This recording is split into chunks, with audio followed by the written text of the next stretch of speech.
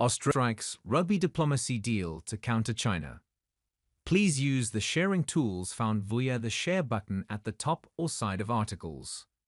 Copying articles to share with others is a breach of FT and CS and copyright policy. Email licensing at ft.com to buy additional rights. Subscribers may share up to 10 or 20 articles per month using the gift article service. More information can be found here. caps//woo com/content/f81c474 347c3 8b7676 to 572,527. Australia has struck a rugby diplomacy deal with Papua New Guinea to try to curb China's mounting influence, agreeing to bankroll the Pacific country's ambitions in the sport while cementing a bilateral security pact.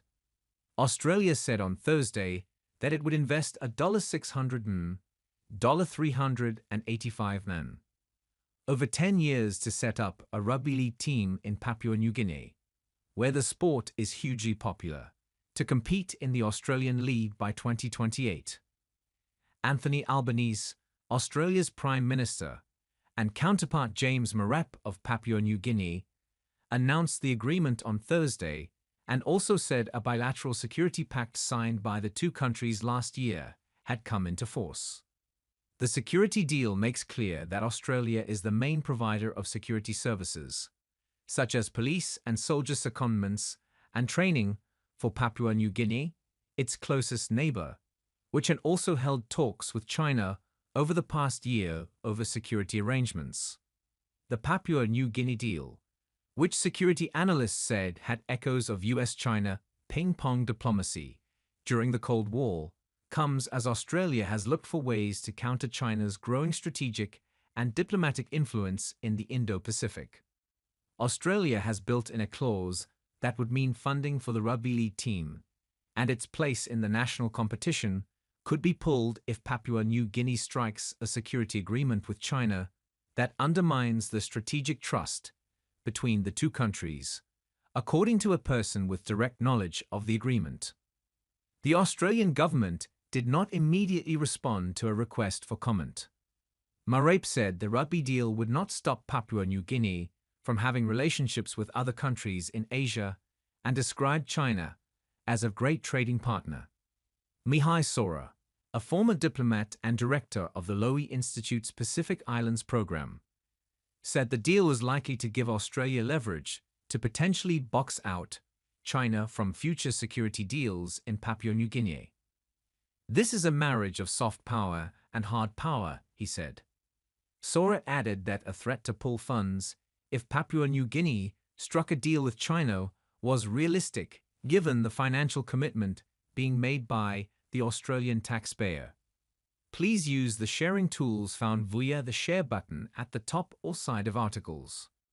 Copying articles to share with others is a breach of FT and CS and copyright policy. Email licensing at ft.com to buy additional rights. Subscribers may share up to 10 or 20 articles per month using the gift article service. More information can be found here. caps//woo com/content/f81c474 347c3 at 8b7676 to 572,527. Australia also struck a $114 an economic and security deal with Nauru this week that included an agreement to consult over any third-party engagement in the Pacific country's security, telecoms, or banking infrastructure. It signed a similar deal with Tuvalu this year. Albanese's government identified the soft power appeal of rugby league, a game whose power base is in the north of England and northern Australian states, but is popular in the Pacific, when he travelled to Fiji in 2022 and floated the idea of hosting Australian games across the region. Marape said rugby league was his country's undisputed national sport and that having a team in the National Rugby League would have significant cultural and economic benefits, including encouraging students to benefit from sporting development programs.